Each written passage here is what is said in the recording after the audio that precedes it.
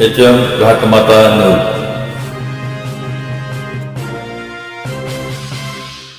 नगरपंचायती निवडणुकीचं मतदान जे आहे अगदी 2 दिवसावरती येऊन ठेपलेलं आहे. सध्या या निवडणुकीमध्ये 3 पॅनल आहेत. त्याच्यामध्ये आपलं जे पॅनल आहे त्याच्यामध्ये वेगवेगळे नेते आहेत. तर हे पॅनल जुळवणी कशी झाली याबद्दल काय सांगाल? नमस्कार. आम्ही तीर्थक्षेत्र विकास आघाडी म्हणून 17 नगरसेवक प्लस 1 नगराध्यक्ष असे 18 उमेदवार आम्ही अर्ज भरले होते. नंतर आम्ही माननीय तालुक्याचे नेते माजी आमदार राजेंद्र देशमुख, आंध्र बापू आम्ही सर्व एकत्र येऊन तीर्थक्षेत्र विभाग स्थापन केले. त्या सर्व एकत्र केले. त्यात हे जे बी काय लोक आहेत आपले पवार साहेब, शरद पवार राष्ट्रवादी पक्षाचे बी काही लोक आहेत, काँग्रेस बी आमच्या बरोबर आहे आणि इतर बी बारीक घटक बी आमच्या बरोबर आहेत. ते आम्ही सर्वांनी म्हणून ते सगळे एकत्रित लढतोय. आपल्या बरोबर अण्णा आहेत. तर अण्णाच्या बद्दल काय सांगाल?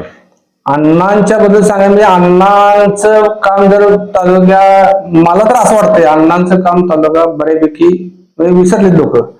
त्या अण्णांच्या कुटुंबाचं जर योगदान तालुक्यासाठी बघितलं तर आज जवळजवळ 80% लोक अण्णा बापसाहेबांनी संस्था स्थापन केलेल्या आहेत. बाबासाहेब दादांनी कारखाना काढताना कष्ट खाल्लेले किंवा शिक्षण संस्था काढताना जे कष्ट खाल्ले तर आम्ही दोन्ही लोक सांगतील बाबासाहेब दादा 5 रुपये 10 रुपये मागून मुंबईला एसटीने जायचे. एसटीला जाऊन तिथं कोण आपल्या गावाचे कोण जे कामगार आहेत आपले मिलमध्ये कामाला जातो त्यांच्यात राहून ते परत द्यायचे. एवढ्या कष्टातनं त्यांनी कारखाना सुरू केला, शिक्षण संस्था सुरू केली. आज शिक्षण संस्था दादानी काढली, बाबासाहेबांनी अण्णांनी मोठी केली. त्यात जवळजवळ तालुक्यातले जे आता जे लोक आहेत सर्व्हिसला लागलेले ते सर्व त्यांच्या संस्थेने तयार झालेत. आणि नंतर सुतगिरणी काढले, दूध संघ काढला आणि चांगल्या संस्था चालू आहेत. त्यामुळे त्या घराचं कुटुंबाचं फार मोठं योगदान आहे. आणि सगळ्यात महत्वाचं म्हणजे तालुक्याला पहिले एसटी सोय नव्हती. प्रति साला काहीतरी एसटी म्हणजे खेड्यात जायला सोय नव्हती. त्यावेळेला तालुक्यातले 50, 75, 100 लोक जरी आले वाड्यात झोपायला असायचे, त्यांच्या वाड्यात झोपायला असायची. आणि त्या आईसाहेब ज्या अण्णांच्या बापसाहेब ज्या आईसाहेब होत्या ते स्वतः स्वयंपाक करून सगळ्याला जेवण दिले. म्हणजे कोणालाही उपाशी झोपू दिलेलं नाही. तिथे सकाळी परत नाश्ता करून घालवायचे की असं आम्ही ऐकलेलं आहे.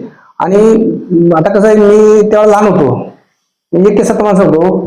बाबासाहेब दादा बसले होते कट्ट्या बाहेर वाड्याच्या आणि काही तर तालमीत पोरांचं आणि कुणाच्या पेटीतल्या कुठल्या काहीतरी प्रॉब्लेम झाला. आणि मी शाळेत तिकडे मला वाटतं 9वी 10वीला असेल मी 14-15 वर्षाचा. तेव्हा तिकडून येतो. तेव्हा पहिलवान सगळे आठपाडी तालमीतले ते दादानी बोलवून घेतलं होतं. माझ्या समोरची घटना आहे. त्या तक्रार ऐकून दादानी त्यांची पाहिले चेपल फेकून त्या पहिलवानाला मारले होते. म्हणजे एवढं करायला दादा होते.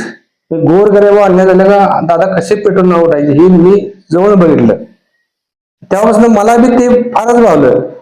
तसं आमचं कुटुंब दादा प्रेमी पहिल्यापासून आहेच. आमचे वडील दादा बरोबर काम केले.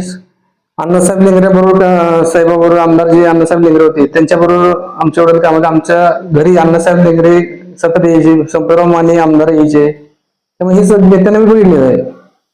अण्णासाहेब लेंगरेंचं जे राजकारण होतं त्याबद्दल काही सांगाल का? अण्णासाहेब लेंगरे सतत पाटील समाजात असायचे. आमचे वडील बानप्पा, तुकाबा, अण्णासाहेब पत्की हे जे लोक. आणि सगळ्यात महत्वाचे आठवडीचे अंगठापात्र सभा होते. तुम्हाला आठवत का नाही मला माहित नाही. एक धोळासाहेब जिंबल एवढं मोठं काम केलं अण्णासाहेब लेंगरे 72च्या काळात आलेल्या घटना आहे ती. त्यांनी फार मोठं म्हणजे नंतर मी मी ज्या वेळेला कळायला लागलं मला त्यावेळेला ती सगळी माहिती घेतली. त्यावेळेला दुष्काळ मोठा पडला 72ला घेतला. त्यावेळेला लोकांना उपासमार होती. त्यासाठी तालुक्यात एवढ्या मोठ्या प्रमाणात त्या सभापती आणि अण्णासाहेब लेंगरे एवढं मोठं काम केलं होतं. आता जी निवडणूक आहे या निवडणुकीमध्ये बापूसाहेब जे आहेत ते भाजपच्या बरोबर आहेत. परंतु ज्या टायमाला पाठीमाग विधानसभेची निवडणूक झाली होती त्या टायमाला अण्णा उभा राहिलं होतं. त्या टायमाला तुम्हाला शब्द दिला होता असं ऐकिवात आहे. तर सध्या बापूसाहेब तिकडे गेलेत. तर त्यांनी तो शब्द पाळला नाही. याबद्दल तुमच्यामध्ये नाराजी वगैरे आहे किंवा ते काय त्याबद्दल थोडस सांगाल का? नाराजी मुळीच नाही. फक्त थोडस वाईट वाटते ज्या लोकांनी सतत बाबासाहेब दादांनी किंवा अण्णा बापसाहेबांच्या कष्टातून संस्था उभा केल्या, त्या संस्था बंद पाडण्याचं जिद्दी प्रयत्न केला सगळ्यांनी. आणि थोडस दुर्दैवी म्हणा, तालुक्याचं म्हणा किंवा त्यांचं वाड्याचं म्हणा, ज्यांना बऱ्याच लोकांना त्यांनी त्या कुटुंबांनी आमदार केले, जिल्हा परिषद सदस्य केले, बऱ्याच पद त्या कुटुंबामुळे बऱ्याच लोकांना मिळली. आणि जे पदावर असेल त्या प्रत्येकाने त्यांना डॅमेज करायचा प्रयत्न केला. संस्थेत असू द्या, शिक्षण संस्थेत असू द्या, राजकारणात असू द्या, प्रत्येक जी सत्तेत जाईल प्रत्येकाने डॅमेज करण्याचाच प्रयत्न केला. आणि मी आणि अशोक लोटे आम्ही बापसाहेब भेटलो होतो. बापसाहेब आपण मिळून करूया, अण्णा आपल्या बरोबर आहेत. तर बापसाहेबांनी एकच शब्द सांगितलं, अडचण आहे. आणि त्यांची घालमेल मी बघितली, त्यामुळे मला तेव्हा जरा थोडं वाईट वाटलं. एवढं समजून घ्यावं सगळ्यांनी. आता या आटपाडीच्या कारखान्याने जवळजवळ 700 लोकांना 30 वर्ष रोजगार दिला. ते आज कुटुंबाला ज्या लोकांनी तक्रार करून हे कारखाना बंद करायचा प्रयत्न केला, ते आपल्या इथले नेते किंवा त्यांचे वरचे नेते सर्व त्यात प्रतिष्ठित होते. त्यामुळे आज बरेच लोक बेकार झाले. आटपाडी दृष्टीने कारखाना सुरू होणं फार महत्वाचं आहे. आता ऊस भरपूर झालाय, आटपाडीत भरपूर शेतकऱ्यांचा ह्या कारखान्याला जी लागणारा ऊस आहे त्याच्यापेक्षा 1.5 पट ऊस आता आपल्याकडे आहे, तालुक्यात आहे. त्यामुळे ही कारखाना सुरू होणं फार महत्वाचं आहे. या निवडणुकीमध्ये आता तानाजी पाटील यांचा एक गट आहे. ते तानाजी पाटील पहिले मला वाटतं देशमुख घराण्यांच्या बरोबरीने राहूनच ते जिल्हा परिषद सदस्य बनले होते. आता ते विरोधात आहेत. तानाजी पाटलांना बऱ्याच वेळा त्यांचा अण्णांचा बापसाहेब सभा म्हणा काय म्हणजे त्यांच्या कुटुंबाचा बरोबर म्हणजे त्यांनी फायदा घेतलाय. त्या कुटुंबाच्या कामाचा, त्यांच्या त्या माणुसकीचा फायदा तानाजी पाटलांनी बरेच वेळा घेतलाय, त्याचा फायदा घेतलाय. पण तानाजी पाटलांना मी बघतो, जवळून बघितलेलं आहे. तानाजी पाटील नेहमी त्यांना डॅमेज करणे, एकच कामाचं डॅमेज करणे, राजकीय डॅमेज करण्यासाठीच प्रयत्न तानाजी पाटलांनी केले चालू त्यांचे चालूच असते, नेहमीच चालू असतात. त्यांनी जे उमेदवार उभा केलेला आहे त्याच्याबद्दल काय सांगा. तानाजी माझं स्पष्ट बघ आहे, तानाजी पाटील काय आहे ते काही सांगायची गरज नाही, सगळ्या गावाला माहिती आहे आमच्या.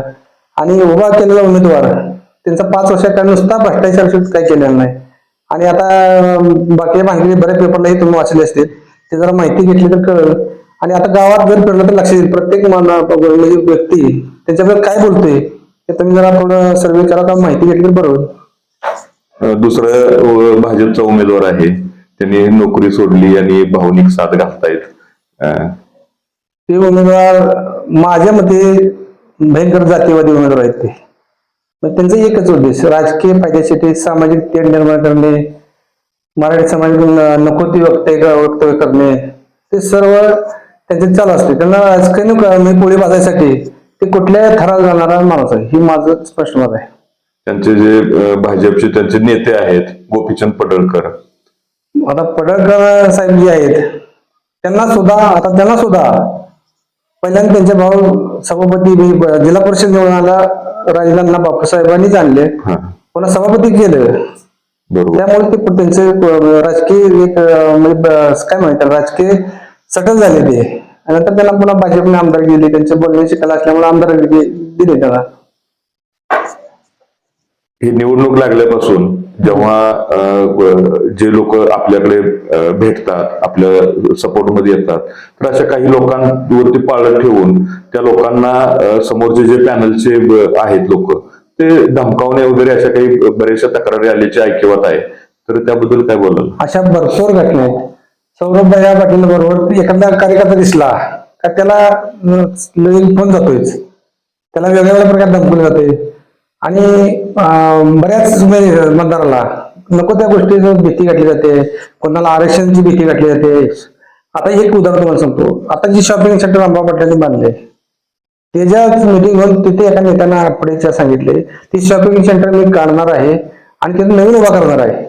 म्हणजे त्यांना भीती राहावं, नवीन उभा आपलं करायला दिली का नाही, मग मतदान नाही दिलं कसं होईल, ही भीती. बऱ्याच अशा गोष्टी आहेत त्यात ते बऱ्याच वेगवेगळ्या प्रकारे ब्लॅकमेल पद्धतीनेच मतदान घ्यायचं आहे. आटपाडी बऱ्याच सगळ्या मतदारांना बऱ्याच वेगवेगळ्या प्रकारे आमिष दाखवले जाते, धमकावलं जाते किंवा त्या गायाचं मला सांगितलं शॉपिंग सेंटर काढून नवीन मारणार आहे, असं काही प्रकार होऊ शकत नाही. आणि हे काही कोणाची मालकीचं नाही, हे गव्हर्नमेंटनं रामभाऊ पाटील असताना गव्हर्नमेंटच्या फंडातून ते काम झालेलं आहे. असा प्रकार करताच येत नाही.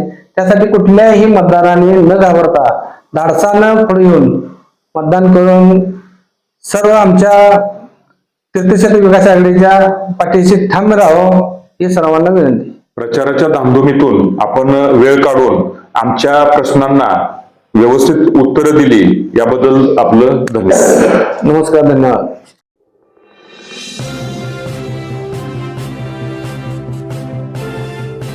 HM घाटमाता news.